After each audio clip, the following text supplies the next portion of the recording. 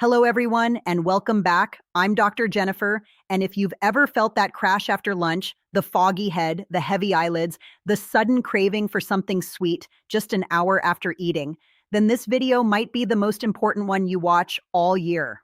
Because what I'm about to share with you isn't just theory from a textbook, it's what I tell my own patients every single week in my clinic. Today, we're talking about real foods, foods sitting in your kitchen right now that can help bring high blood sugar down naturally and keep it stable for hours. No extreme diets, no starving yourself, no giving up food you love forever. Just smart, science-backed choices that work with your body instead of against it. Stick with me until the end because the very last food on this list is one almost nobody talks about, and it might surprise you the most. Let's get into it. Let's start by understanding something simple. Imagine your blood sugar like a roller coaster at an amusement park. Eat a donut or a glass of soda, and that roller coaster shoots straight up, fast and thrilling for about 10 minutes. And then it comes crashing down just as quickly, leaving you tired, irritable, and hungry again. That crash is exactly why so many people feel exhausted by mid-afternoon. Our goal isn't to avoid the ride altogether. Our goal is to choose foods that turn that wild roller coaster into a gentle, scenic train ride, a slow, steady climb, and a slow, steady decline. That's what stable blood sugar actually feels like. Steady energy, fewer cravings, and a clearer mind. So the first food I want every single one of you to start eating more of is leafy greens. Spinach, kale, and especially fenugreek leaves if you can find them. Here's why they work so well. Leafy greens are extremely low in carbohydrates but loaded with fiber and magnesium plays a direct role in how your cells respond to insulin. Think of insulin like a key and your cells like locked doors. When you don't have enough magnesium, those locks get a little rusty and the key doesn't turn smoothly. Eating leafy greens regularly is like oiling that lock. I tell my patients, add a big handful of spinach to your morning eggs or your evening soup, and you've already made a meaningful difference without changing anything else. Next, let's talk about cinnamon. Yes, the spice sitting in your cabinet. This isn't just an old wives' tale.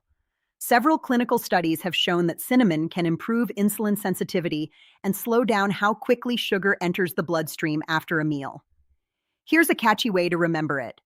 Cinnamon acts like a traffic officer standing at a busy intersection, slowing down the rush of glucose so it doesn't all flood in at once. I often tell patients to sprinkle half a teaspoon of cinnamon into their morning oatmeal, their coffee, or even on roasted sweet potatoes. It's such a small habit, but over weeks, it adds up. Now let's move to one of my personal favorites to recommend, fenugreek seeds. In many parts of the world, fenugreek has been used for generations to support healthy blood sugar, and modern research backs this up.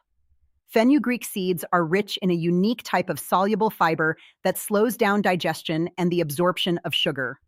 A simple trick I give my patients is this. Soak 1 teaspoon of fenugreek seeds in water overnight, then drink that water first thing in the morning on an empty stomach. Think of it as sending a gentle, slow-release sponge through your digestive system, soaking up excess sugar before it ever has the chance to spike your bloodstream. Let's talk about berries next. Blueberries, strawberries, raspberries. I know what you might be thinking. Fruit has sugar. Isn't that bad? Here's the key difference. Berries are low on what we call the glycemic index, meaning they release their natural sugars slowly, and they're absolutely packed with antioxidants called anthocyanins, which actual studies have linked to improved insulin response. Picture 2 students taking the exact same exam. One student, like white bread or candy, rushes through every answer carelessly and finishes in 5 minutes. Fast, but a chaotic mess.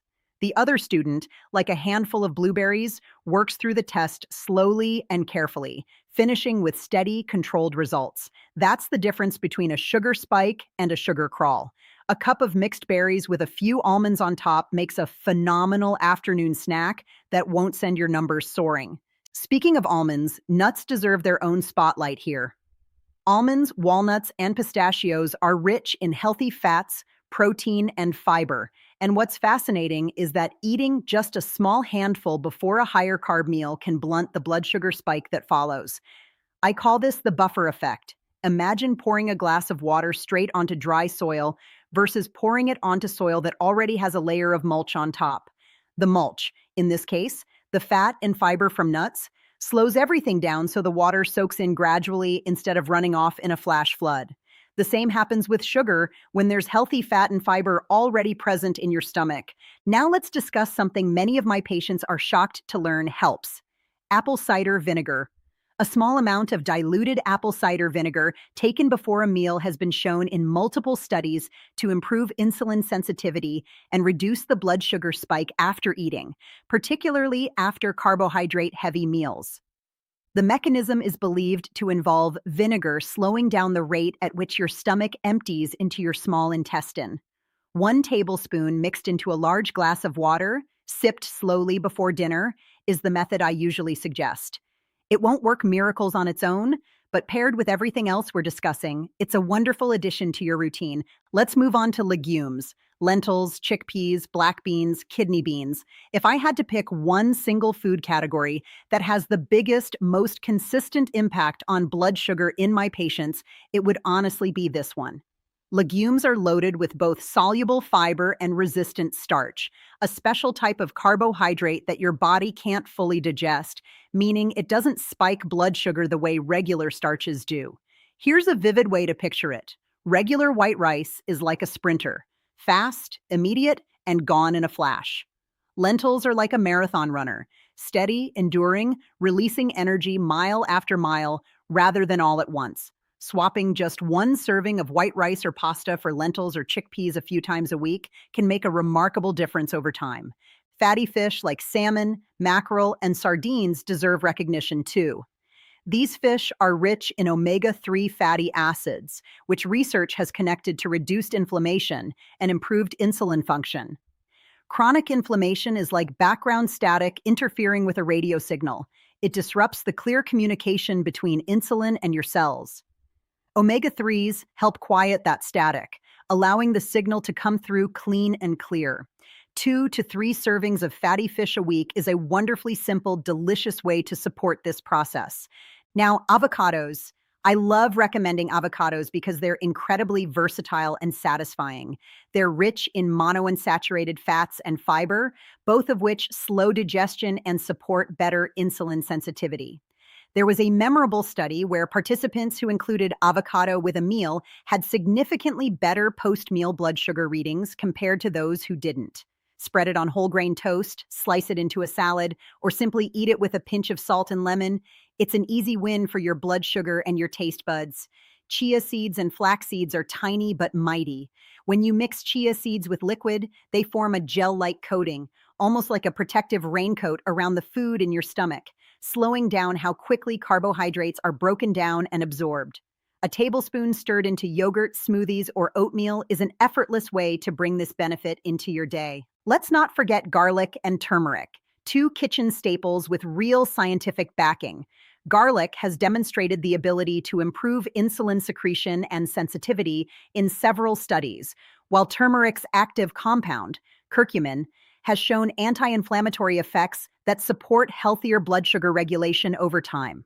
Cooking with both regularly, rather than relying on supplements alone, gives you flavor and function in one. And now the food I promised you at the beginning, the one almost nobody talks about: bitter gourd, also known as bitter melon or chlorella. I know the name alone might make you wrinkle your nose, and yes, it earns its name. But this vegetable contains compounds that actually mimic the action of insulin in the body, helping glucose move from the bloodstream into the cells more efficiently. In many traditional medicine systems, bitter gourd juice has been used for generations specifically for this purpose, and modern research is beginning to validate what generations of grandmothers already knew. If the taste is too intense on its own, try it stir-fried with onions and a little turmeric, or blend it into a small glass of juice with a touch of lemon and ginger to balance the bitterness.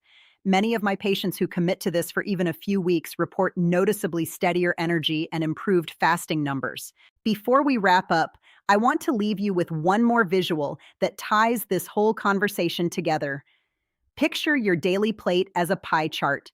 If half of that plate is filled with fiber-rich vegetables, a quarter with lean protein like fish, chicken, or legumes, and the final quarter with a smart, slow-releasing carbohydrate like lentils, sweet potato, or whole grains, you have built a meal that is naturally designed to keep your blood sugar steady from the very first bite to the very last.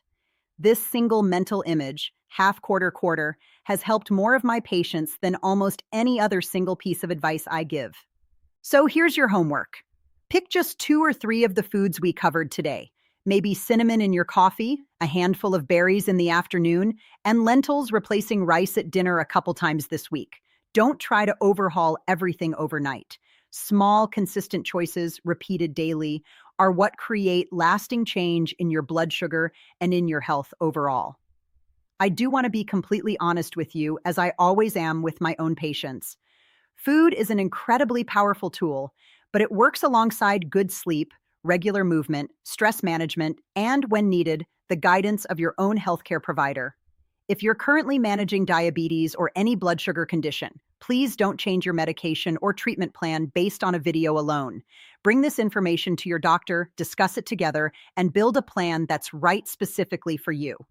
If this video helped you see food in a new way, do me a favor and give it a thumbs up. Share it with someone in your life who's been struggling with their energy or their blood sugar, and subscribe so you don't miss the next deep dive, because we have so much more to cover together.